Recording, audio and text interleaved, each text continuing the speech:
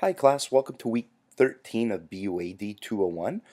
This week we're going to take a look at a few things to help you with your job searching and interviewing process. I'm going to go over a few websites such as LinkedIn on how to create your own profile and where to search for jobs and etc. to kind of give you a good idea of what you need and what's required to apply for a job in today's digital age of communication. And then we're going to go ahead and go over the career packet assignment for this week. So for this lecture this week, we're really just going to look into, how to apply for a position, how to create a LinkedIn profile, and really how to set yourself up to apply for a position that you're interested in. So for your tasks to complete this week, watch this weekly class video lecture. Read chapter 15 and 16 in your textbook and be sure to complete their Mind Tap homework. And then you're going to complete the career packet assignment, which is due this Sunday, November 19th. And if possible, again, meet with your groups. So first, let's take a look at the career packet assignment. This way you have a good idea of what is required for the assignment coming up.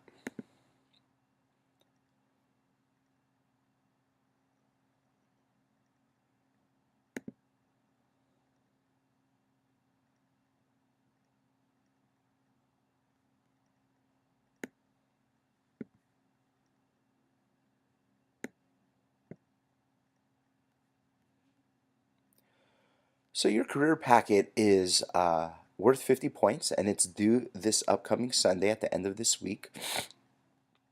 So your career packet is going to consist of 4 items: a cover letter, a resume, a reference page, and a job description. You're going to need to complete all 4 items and upload them to Titanium as one document. So as discussed and shown in class, which we will actually discuss and show in class, I want you to use job search engines such as LinkedIn or Career Builder and even company websites to search for a job you would like to apply to. You don't have to actually apply to this job, but I suggest applying there if you're in search of a job or even if you're looking for an internship and you see one that comes across your path that you may be interested in. Be sure formatting in your career packet is linear and flows. And of course, make sure it is organized and it does not look disruptive. So I've included some possible job board websites here, which we're going to go over after this. I just want to go over our assignment first so you have a good understanding of what you need to do. So you're going to complete a packet in the following order. So item 1 on top, you're going to have a one-page cover letter. So you're going to write a one-page maximum cover letter to the job you are applying to. This is one of the most important aspects of an application because it gives a company reasoning to why you are applying to the job and why you think you are fit for this position, something a resume might not be able to do. So the cover letter, it's important because it helps the recruiter understand what it is that you want. Why do you feel you're right for this job? So the cover letter really tells a story about who you are and why you feel fit for this position. And then your resume. This is going to be anywhere from 1 to 2 pages. I would suggest keeping it to 1 page maximum, but you can have it as 2 pages. But if you do 1 page, that's fine. That's what I prefer, and I know that's what a lot of employers prefer as well too. So your resume is the backbone of your application. It can make or break it if an employer wants to continue with you for an interview. So make sure your resume consists of the following sections. Have your contact information, an objective, what your education is, and experience that you have. And it's up to you to add any additional items to your resume. Try to add a couple more sections to highlight some additional information about yourself, such as maybe an honors or awards section, or even maybe you speak multiple languages. And again, be sure formatting is linear and it flows. You don't want to make it look disruptive. And we'll be going over a few examples as well too. Item 3, references. References are great to have in a resume because it tells the employer you have professional people to contact in case they have additional questions about your study habits, work ethics, or even just personal experience. Please include a reference page with at least 3 contacts. Item 4, the job description. So just find a job you would like to apply to and print out the job posting description from the website you found it on. Be sure to save it as a PDF or photo so that way you can include it in your career packet. Put it on the final page of your career packet in a Microsoft Word document. So your career packet should be a Microsoft Word document. The first page will be your cover letter, then your resume, then your references, and then at the end go ahead and put in the job description of where you found this job posting. It is important to always print job postings after you apply in case you receive a callback from the company about your resume. When you apply to multiple jobs, you may forget some important key details for certain jobs. When they are printed and filed away, you can always revert back to the posting. So let's go ahead and take a look now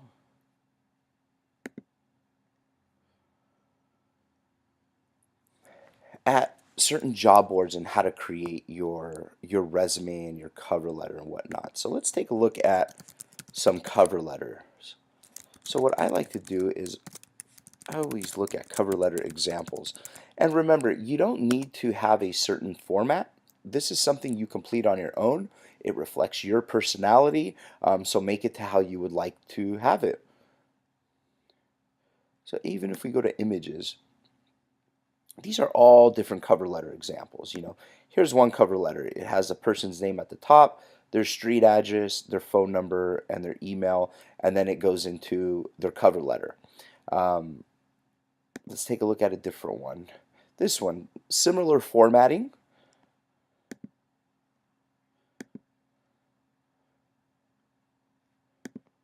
Here's one with another formatting. So what you have here at the top of your cover letter, whatever you decide to do for your cover letter, should also reflect on your resume and your reference page as well. So for Mary Stevens here, this heading should be the same on her resume and on her reference page as well too. Now what's important about the cover letter, it helps, like I said before, it helps tie in why you're applying for this position and why you feel you're fit for this position.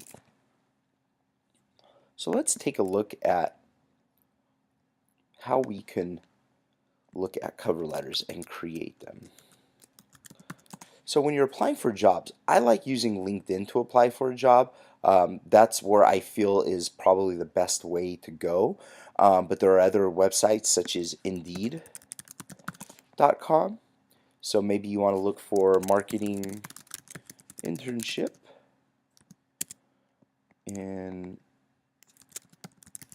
Fullerton. Let's do Irvine since it's a bigger city.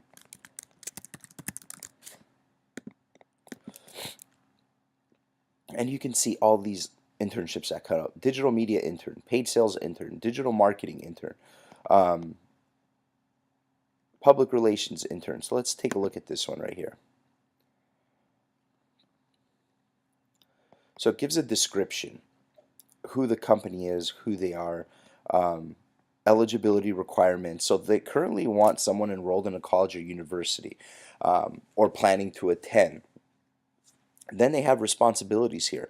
Now what I like to do is take some of these responsibilities and or requirements or pluses and try to add them in your cover letter. For example,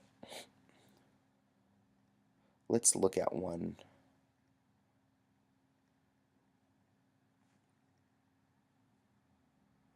Right here, follow up on assignments with multiple parties to ensure projects are completed on time. So maybe in your cover letter, you start discussing a little bit about yourself on why you feel you're good for this position.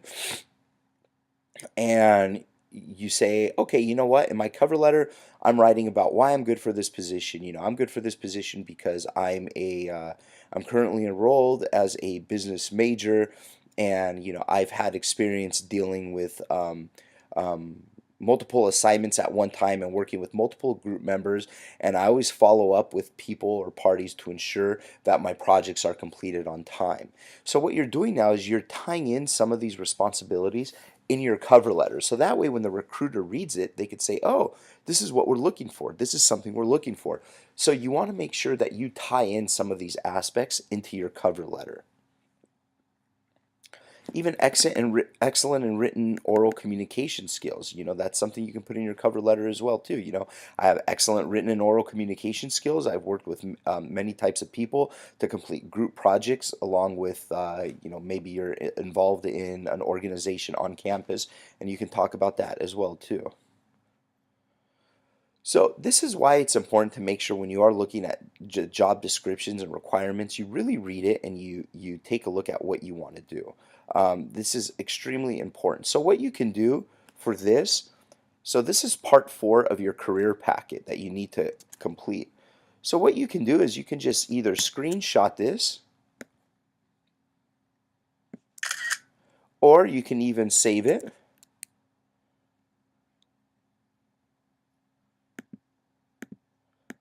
So let's do.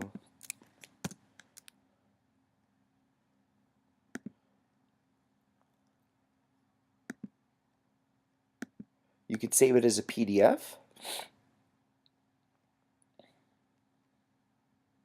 And then you can include that in your Microsoft Word document. Then that's part 4. So here's a PDF we just saved. And add this in your Microsoft Word document.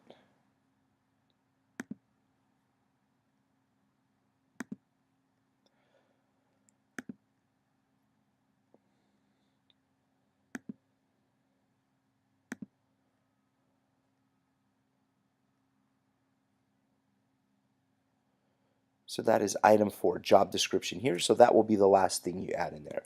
So now that you've completed your cover letter, you've written why you feel you're good for this position, and you're giving details on what kind of experience that you've had. Now we're going to look at the resume.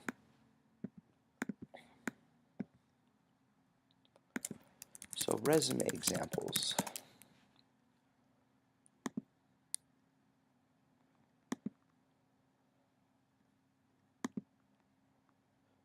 Let's get a bigger image. Okay, so here's a pretty simple resume. Jane has her career objectives, her core competencies, professional experience, her education, even additional skills as well too. Here's another Jane Smith, but it's formatted a little differently. They have the titles here on the left side. So you can see with the resume, it's really up to you on how you want the formatting to be. You can use whatever formatting you'd like, as long as you have required information on there, your education, your objective, experience, etc. So make sure that your resume also ties in with the information here. So here, pluses, pursuing a degree in PR, marketing, journalism, or something other relevant. So you could put in there, you're currently pursuing a marketing degree. Here, proficiency with Photoshop, Excel, PowerPoint, and SharePoint preferred. So you can have a section in there, additional qualifications, advanced knowledge in Photoshop, advanced knowledge in Microsoft Office, etc., etc. So you want to make sure your resume and your cover letter tie in with that information.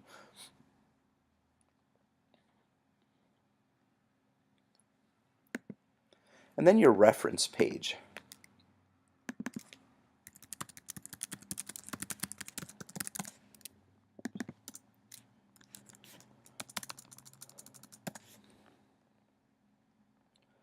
So same thing. You want to make sure that your formatting is the same at the top throughout your cover letter, your resume, and your reference page. And this is what a reference page looks like. It's going to have at least 3 people on there that this employer can call to ask questions about you. You could put the name of the reference, their title, the company, what department they work for. You don't really need a mailing address. You can put that in there if you want, but I would definitely put in a telephone number and email address for all 3 people. So here's another reference page. So like this person here, Susan, this is their title of the reference page. This is their entire reference page. This is their title right here. This is how their headers look. And that's how Susan's headers look for her resume and for her cover letter. So make sure they all match up. So now that you have a good idea, let's take a look at LinkedIn. For those of you who don't have LinkedIn, I would highly recommend creating a profile. It's very similar to Facebook, but it's really for business professionals. Here's where you can share a status update. Um, Pretty self-explanatory. Let's take a look at my profile, and feel free to connect with me on LinkedIn if you'd like to as well too. So here I have my experience teaching, where I've taught, where I teach, my education, volunteer experience, certain skills that I have in marketing, leadership, and social media. So it's a great way to start building yourself and connecting with people. Now, what's great about this as well too is you could search jobs. So let's say you want a marketing internship, Irvine, California. So here's a marketing internship for Disney. It's in Burbank. So let's go ahead and click on it. And now you could click on this apply button and it will take you to their website. And you could click apply now. And then you would fill out this information. You can register with your LinkedIn or create a new profile. But either way, you need to create a profile with them. And again, go down here, look at the job description, look at what they're looking to do, what their responsibilities are, and try to tie in information in your cover letter and in your resume that reflects this, because that's something I'm going to be looking for and grading you on as well too.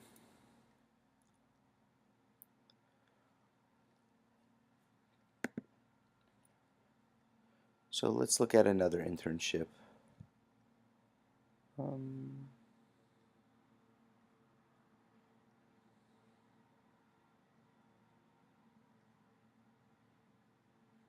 Here you go. Here's a digital marketing internship with this company.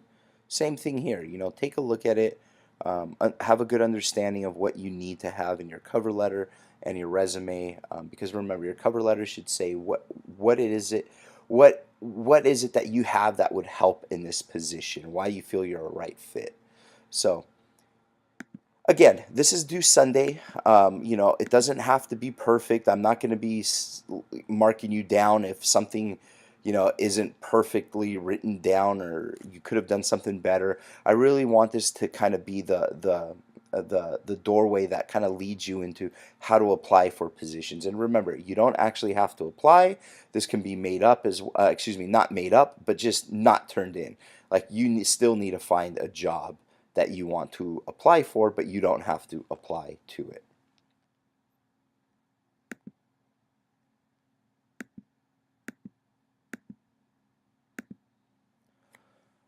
And again, that will be due at the end of this week. And then next week we have Thanksgiving break, and don't forget that your executive summary is going to be due Sunday, November 26th, which is at the end of Thanksgiving break. So again, if you have any questions whatsoever, please feel free to reach out to me. Do some research. Here's my contact info again, but do some research on your career packet, on how to write a cover letter, how to write a resume, and look at different examples and, make it your own. Make this be your first step into creating your own resume, and then you can build on your resume. Like with my resume, I'm constantly updating it due to the fact that I'm either teaching new classes or getting new jobs, etc., etc. So you want to make sure that you're constantly updating your resume. It doesn't have to be perfect right away, as long as it's a work in progress. So again, good luck. If you have any questions, please reach out to me. Thank you, guys.